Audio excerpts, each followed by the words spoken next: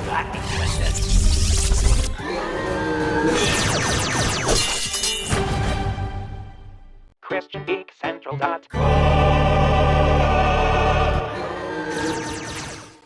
right, I'm sitting here talking with Dallas Jenkins, award-winning director of numerous films, including the recent The Resurrection of Gavin Stone, which is in theaters right now. Absolutely worth checking out. Dallas, thanks so much for reaching out and doing this with me. Well, thank you. I watched your interview on YouTube, and I really enjoyed it. I thought you did you have a great show, and I thought you were fair to both the things you liked and things you didn't like. So I thought, let's talk about it. So I appreciate what you're doing. Cool, thank you. Okay, so I just want to zoom out for a second, and we can talk about Gavin Stone. But before we get into anything like that, tell me, why did you decide to go into filmmaking? And kind of tacked on top of that, is there anything that you hope to do with each film, or maybe your career as a whole? Just kind of what's driving all this for you? Well, I was an athlete all growing up, and my dad was an author. My dad's the author of the Left Behind books, which obviously most people know about. And so I certainly had a storytelling gene, but I was always going to be in sports. But it wasn't until early high school when my dad started showing me classic cinema, saying he was a bit of a film buff himself, and so he's introducing me to films like The Godfather. And it was the movie One Flew Over the Cuckoo's Nest that made me kind of my brain kind of fried a little bit, and was like, that's whatever that is, I want to do that. Whatever that movie did, emotionally in me, I want to do for other people. So in college, I was a theater major, but clearly I was heading towards films. And so I think I just love telling stories, and I love arousing people's emotions in some way. And so, Resurrection of Gavin Stone, for example, one of the very few faith-based films that's funny on purpose, at least.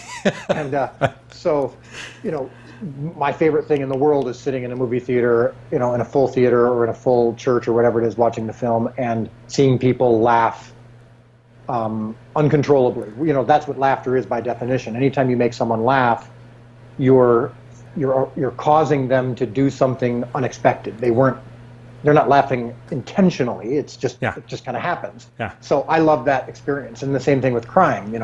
I think we've had many people with tears in their eyes at the end of the movie. And so that's what I love to experience when I go to the movies, and therefore I love giving that experience to people. And of course, as a believer, I wouldn't have always put it in these words, but I've always believed that the most important message in the world deserves the most influential medium in the world. And so I've never just thought of film as a sermonizing vehicle, but I have thought of it as a conversational vehicle in the same way that Jesus told parables. Yeah. And so I know that's a bit of a cliche, but I do believe that the pop culture conversation should include Christian voices. And it usually doesn't, because Christians tend to be separate from popular culture. They rarely, as a whole, don't even engage with it, much less contribute to it. And that's maybe a uniquely Protestant thing. I think we're much more obsessed with words than perhaps Catholics are, who are much more interested in imagery and symbols. But Protestants especially, I think, popular culture, entertainment, media, all those things, sometimes we're a little distrusting of that. It's not literal enough for us. We're much more comfortable just, here's the written word, we're going to share it with you, or here's the gospel, I want to tell it to you explicitly. And so I'm trying to just, again, try to offer a little bit more variety to the average believer, and then of course to the average non-believer who is interested in seeing other cultures, witnessing other things. Hopefully my movies can do that. Now, when you mentioned, both believers and non-believers as potential audience members, as I'm a person who absolutely sees value in targeting specific, demographics. There's nothing wrong with targeting specifically a Christian audience, or targeting specifically, a geek audience, obviously, with what I'm doing. And so my question is, are Christians, as you approach each film, either all your films or as you approach each film individually, what are you thinking about in terms of your audience as far as Christians or non-Christians or any other kind of demographic ingredient that you might throw in there? When I first got into film, I did not want to target Christians, and that's a common thing in Hollywood. With the Christians who come out there, it's kind of considered cool to be like, I don't make Christian movies. I'm just a filmmaker who happens to be a Christian. Yeah. And that's very common, and partially because it's uncool to make Christian movies. Most Christian movies aren't that great. Yeah. The ones that are successful, you tend to be like, well, that's a sermon. Excuse me, I'm not trying to preach sermons.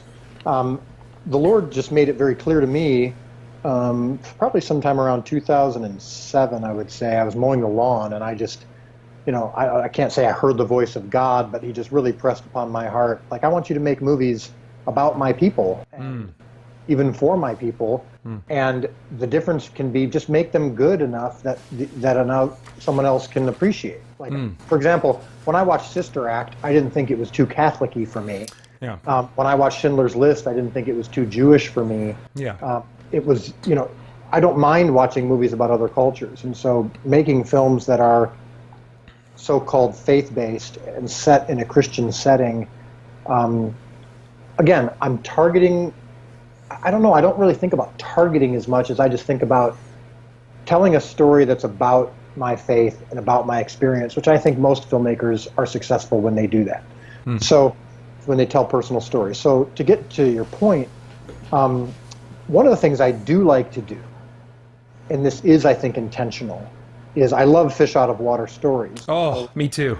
The film that I did in 2010, What If, with Kevin Sorbo, which, very low budget, but was probably my most successful film so far, in terms of profit and in terms of like accomplishing what we set out to do compared to our budget and all that, is about a guy who has been outside the faith for 20 years. He's forgotten about his faith that he grew up in. He's missed his calling. And so he's, it's a wonderful life. He's given a chance to see what his life would have been like had he done what he should have done, as opposed to what he shouldn't have done. And so he experiences church world and being a father and a husband in a Christian family as an outsider. And similar to Resurrection of Gavin Stone, which is about an outsider. So a guy who hasn't been to church in his life, and he's experiencing church world for the first time, and he's pretending to be a Christian, so he has to navigate through speaking Christianese. But this is a movie set entirely in a church, and yet, because it's through the eyes of an outsider, we've had non-believers who've been just as enthusiastic about the film as believers. So when you do it that way, setting a film in a church, in many ways, I was allowed to cheat. Like, I showed prayer, I showed preaching, I showed worship, I showed the gospel being presented, I showed a Jesus play being performed. And yet, the main actor, Brett Dalton, for instance, when I was interviewing him for the part, I said, so what do you think about being in a faith-based movie? And he goes, oh, I don't think of this as a faith-based movie. Oh. And I was like, your character plays Jesus. He's on the cross. He has a salvation moment on the cross. He's, literally, like, there's prayer. And he just said, oh, I guess that's what you'd expect to see at a church, So I like telling stories like that. You set them in the Christian environment. You make it unabashedly clear that that's what you're doing. And then you just tell a good story. Yeah. And I think it's when you start to crowbar in Christian things that aren't organic to the story, or a salvation message you just kind of like comes in at a moment that didn't need to come in. Yeah, wasn't motivated. That's when you start to exclude non-believers. So And that's not real for a lot of people's experience. I mean, the way that kind of people come to Christ in a lot of Christian movies is not. It's not similar to any like story I've heard from people that have come to Christ, and that's one of the things that I really appreciated about the Resurrection of Gavin Stone is how organically his coming to faith was. Right, and I don't think it's giving too much away. The movie is called The Resurrection of Gavin Stone. Yeah. So we don't hide the fact. I mean, this is a faith-based movie, obviously, and I've heard a few people say like this movie was predictable, and I'm thinking, Is it any more predictable than any romantic comedy where obviously they're going to end up together? So I'm not trying to hide. Yes, he's pretending to be a Christian at a church. It's made by me. Obviously, it's going to end with him appreciating church and appreciating his, understanding a relationship with God.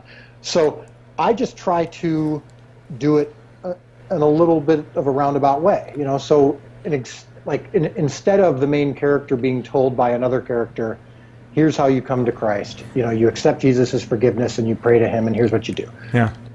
He kind of discovers it a little bit on his own. Yeah. And does it in his own way, which isn't wrong by any means. I mean, he surrenders his life. He says, I'm sorry.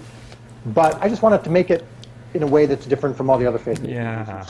And they're not wrong. I'm just saying I want my movies to show it in a little bit different way that's maybe more relatable. And the way that the main character prays in my movie and the way that he prayed even in What If is going to be much more like, I don't know how to do this. I don't know what the rules are for prayer. I just know I'm supposed to kind of acknowledge that there's someone named Jesus who is greater than I am, and I need to give my life to him. Yeah. However I express that verbally. Yeah. And that's what I think a lot of people do. Their prayers aren't always perfectly worded. Yeah. And the process of their salvation is never as clean as we like to make it within a 90-minute package. So. Okay, so this is kind of like a crazy monumental task. Well, just making I don't even know. I mean, I'm a nerd for like directors' commentaries and all that kind of stuff, but I know that the stuff they express that were like hurdles they had to go through, that's just the freaking tip of the iceberg. So I know already and appreciate already as much as I can anyway what a monumental task it must be to create a movie, especially on this scale. But you're also doing this even though it's, as you say, this is a faith-based film, you're still doing it using people that are just kind of part of the Hollywood machine and that are part of just mainstream entertainment. That there's a bunch of people, I'm sure, involved both in front of the camera and behind the camera that are not necessarily coming to this because they're like, oh, I want to serve Jesus. I mean, they're just here because it looked like a good gig, and something that they would enjoy or that would help their career in some way. So, tell me a little bit about that. What that animal is like, and any of maybe the potential frustrations or challenges that come along with that. Well, I would say that, again, going into it, when we, for example, put the script out through the casting director and that she sends it to the agencies in Hollywood, we just don't say anything. I mean, I don't say like, here's a faith-based movie. Yeah. I mean, they can read the script on their own and decide for themselves. And there are people who, I mean, dozens of actors. That's when kind of the first test of this movie happens. How actors respond, because they're the first ones who are reading it and deciding whether they want to audition or consider the part. And if we're getting a lot of rejections from people saying, yeah, I'm just not interested in a faith-based movie, then I kind of know, yeah, that's probably what we're going to experience from the audience. Okay. But for this movie especially, we were getting tons of actors who were not believers, who were wanting to be part of it and wanting to audition, and including Brett Dalton, who ended up playing the main character. Just people expressing like, I really like this script, or this is a really great story, or this is an interesting world. And the same thing with crew. Now, crew is a little different. Like, your average, key grip and, production designer or whatever, they don't care. I mean, they don't even read the script. So they really don't care. So you're just hoping to, if my goal, which it is to be salt and light in an industry that doesn't normally experience this, I'm doing that more on a relational level because I know that they don't really care about the script. So they're not going to be impacted by the filming of the content. They're not even paying attention. Yeah. So that's fine. But actors, of course, are. They're very deeply involved in it. And so, people sometimes say, well, do you work with non-Christians? And why would you do that? And I say, not only do we not have a litmus test, anything other than, are you right for the part? But we love working with non-Christians, especially when I'm making a movie like this set in my church. Yeah. For 4 weeks, I've got actors, and crew members who are in our church for 4 weeks, who aren't believers and experiencing something that they don't ever experience in Hollywood. So wow. I'm happy to do that and love that part of it. But I don't know. I think we just don't make it an issue. And so when you don't make it an issue, then other people don't necessarily make it an issue unless they want to. And if they want to, and if they say, "Oh gosh, I can't be any part of any God movies," then that's on them. And they're, I was never probably going to relate to them anyway. They were probably going to be turned off anyway. So you end up just getting only the people who are interested and passionate about the project anyway, by just letting them decide on their own. But again, the production companies involved in this movie, Blumhouse Productions, known primarily for horror films, WWE Studios, obviously a wrestling company. Look, they're not involved unless they like the project, So they liked the project. They liked my previous work. They were interested in the faith space because it's an interesting marketing opportunity and a branding opportunity for them. For us, it's an opportunity to get our movie and our message out to millions of fans. For example, quick example, Shawn Michaels, one of the most famous wrestlers of all time, was in this movie. I made a video about him, a testimonial video about him that's like 7 minutes long, about his journey of faith and his coming to Christ. And WWE released that video on social media, and it's been seen over 3.5 million times. Wow. In 2 weeks. And so, that answers the question of why we would work with WWE. Like our message getting out there to millions of people. So, I think by not labeling it in advance, I'm a Christian doing a Christian movie. Do you want to be part of my Christian movie? Yeah. I don't hide that I'm a Christian, but I just say, here's a movie. What do you think? Yeah. And that'll weed out the people who are biased against it anyway. You know what I mean? Yeah. Now it's interesting you mentioned that some folks might be in the industry are looking for like a brand, like a faith-based kind of like maybe a branch of kind of what they're doing. I mean, does that, from your perspective, are you feeling optimistic? Since there is, like, from a purely financial level, some interest from some folks, are you feeling optimistic about the possibility of faith-based films out in the mainstream, going forward? Oh, for sure. Although so far we've actually had somewhat of a disappointing box office. So I don't know how much these companies will do much more. They were interested and passionate about it. But yeah, there's never been a greater opportunity for faith-based movies than now. I mean, not since like the 30s and 40s, when a lot of films were just naturally faith-based because they were set in churches or Catholic schools, or It's a Wonderful Life about angels and stuff. So, but now, because of the success of movies like War Room and God's Not Dead, and of course when The Passion of the Christ came out, Hollywood studios are much more aware of and open to movies that appeal to that market. It's still a very difficult target to hit because they're so finicky. And so, for example, War Room had such a specific and clear point, which was watch this movie to change your prayer life and to be drawn closer to God through your prayer life. And the people who watched it were so motivated and moved by that, and they were like, you've got to see this movie because it will change your prayer life. And that became its own evangelistic tool. And I don't even mean evangelistic in terms of proselytizing the faith. I mean evangelism for prayer. You've got to watch this movie. It's going to change your prayer life. My movie doesn't have that type of thing to it. It's watch this movie because it's so funny and has such a cool message. I mean, it has a great message, and people who've seen it were spreading the word about it because of it's kind of a commercial for church and the power and impact of church. But there wasn't that specific, like, hey, fellow Christian, if you watch this movie, your life will be changed. Your spiritual life will be changed.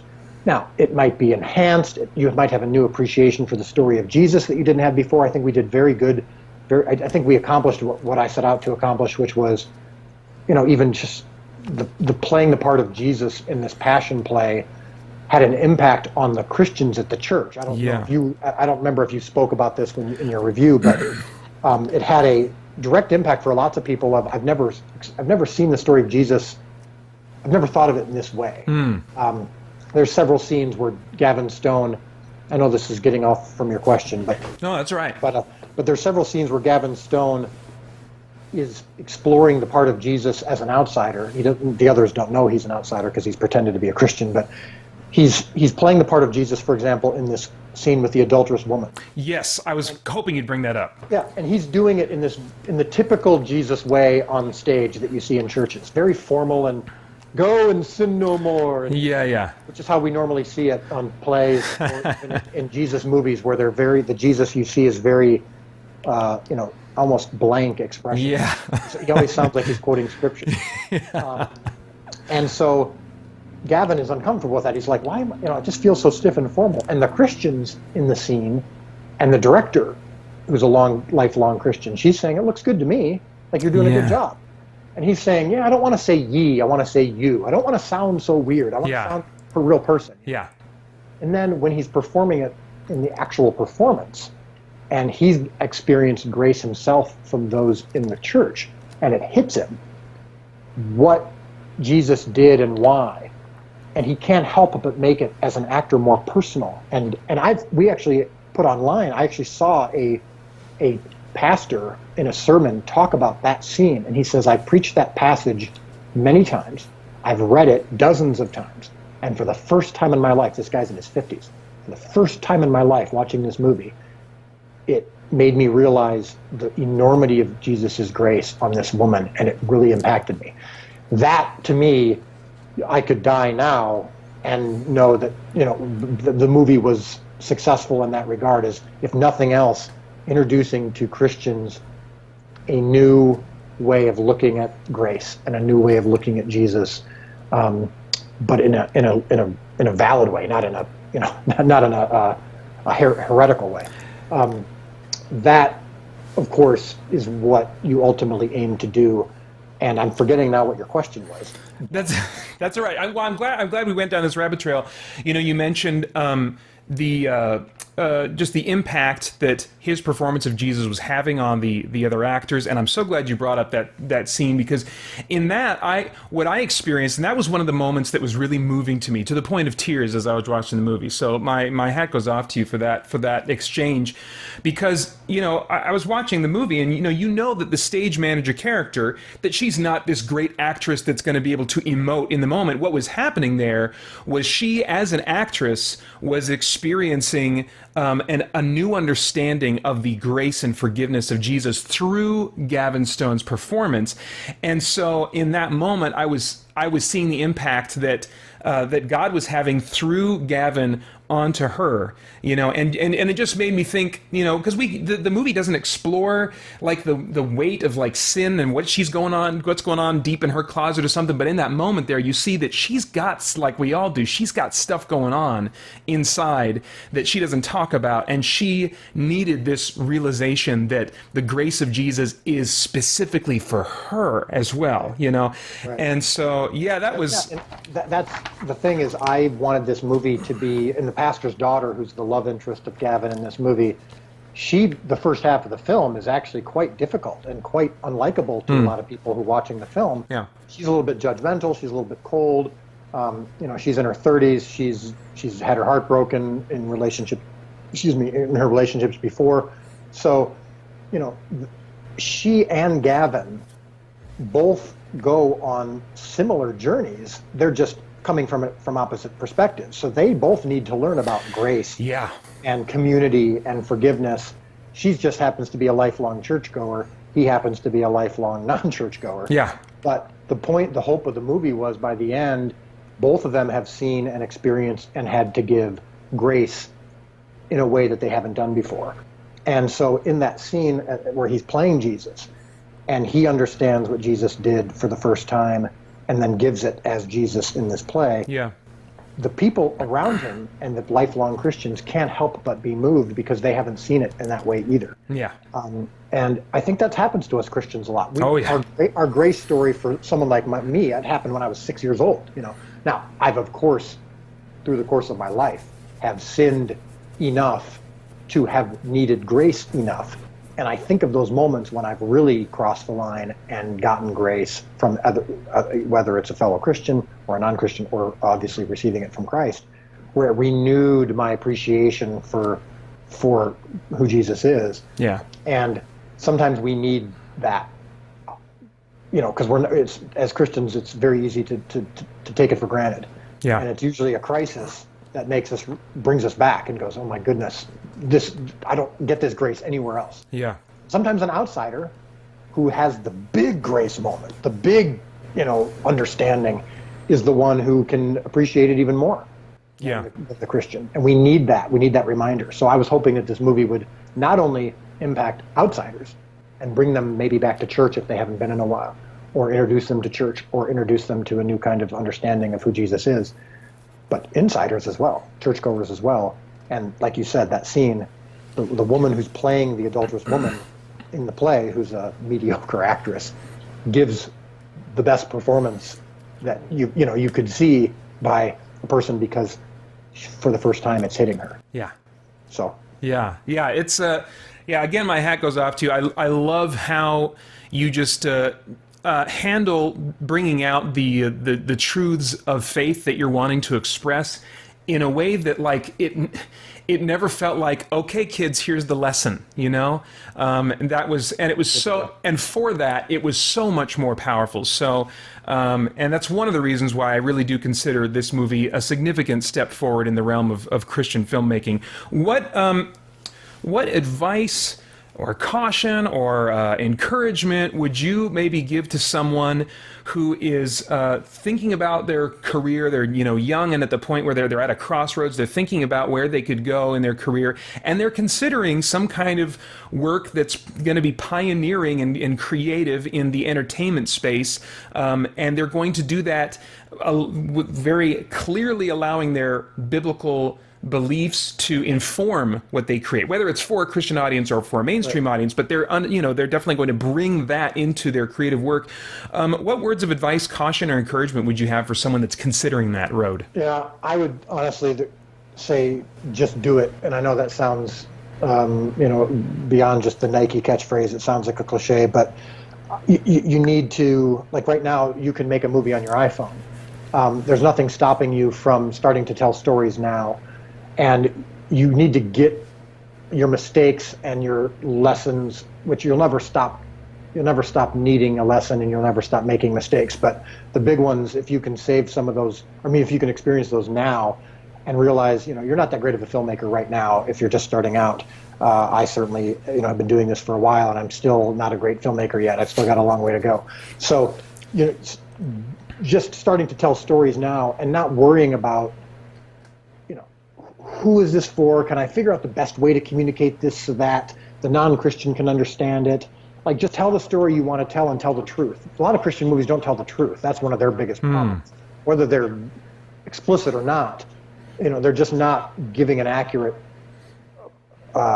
portrayal of the Christian experience or the Christian experience, because they're trying to squeeze 9 different lessons into 90 minutes. Just tell a great story, and but just do that. Just concentrate on the storytelling, and eventually, if you are good enough and God wants this for you, because so many people think that they're supposed to and they're not. So many people have goals that God has, look, I've learned this over and over in my life, even in the small amount of success I've had, which is my plans are not always His, my goals are not always His. He sometimes lets me try to achieve my goals only to realize it wasn't what He necessarily had in mind. Where I'm at in 5 years is none of my business. That's honestly the number one thing I tell now, because Phil Vischer, the creator of VeggieTales, told that to me. Where you're at in 5 years is none of your business. And that's the opposite of what I had thought. So just literally start telling stories now and don't think about a long-term strategy. I know that goes against many business books, but just start telling stories and you will find your voice, and you will, if you're truly open to what God has for you, truly open and truly coming with your hands open, saying, I'm just going to try to tell the best story I can, and you do what you can with it. He's told me that clearly in the last week and a half from like 5 different people who felt led to tell me the story of the feeding of the 5,000. I'm not exaggerating. I've gotten like 5 different people have come to me and said, I feel the Lord's telling me to tell you, just bring your loaves and your fish, and God will do the rest. And I'm saying that like explicitly, that 5 different people telling me that. Wow. So clearly God wants me to know that. Yeah. Because He told me the same thing in my devotional on that day. Oh my God. The bad news about the box office, I opened up my devotional and literally it was like, the story of the feeding of the 5,000. My wife had the same experience in prayer. I'm on Facebook at 4 o'clock in the morning, and someone just out of the blue from Romania says, "Hey, by the way, your job is to just provide your loaves and your fish, and God will do the rest." And I'm going, "Who told you that I was thinking that?" And he's like, "I don't know, no one. I'm in Romania." So my point is, that's what we're supposed to do, is bring our loaves and our fish, and God will do the rest. And so if we get too strategic about it, that we're relying on our own selves. And that's the difference, I think, between the Christian and the unbeliever, is we are supposed to be less strategic in our career plans and more open and more surrendered. Well, thank you for that. Thank you so much for making time for this conversation. As I was kind of thinking about this interview and just praying about it, my focus in prayer was that our conversation would in some way encourage or equip others that are considering getting into some kind of entertainment work, and that this would in some way prepare them for that. So I thank you for being available for that. I thank you for the excellence that you're pursuing, and for, as again I said, the significant step forward in quality that I think the Resurrection of Gavin Stone represents for Christian films. Guys, the Resurrection of Gavin Stone is still in theaters right now, and I definitely recommend checking it out. Is everything on my checklist? I think so. All right. Well, Dallas, thank you very much for reaching out and being willing to talk to me. Thanks so much for having me on, man. Talk to you soon.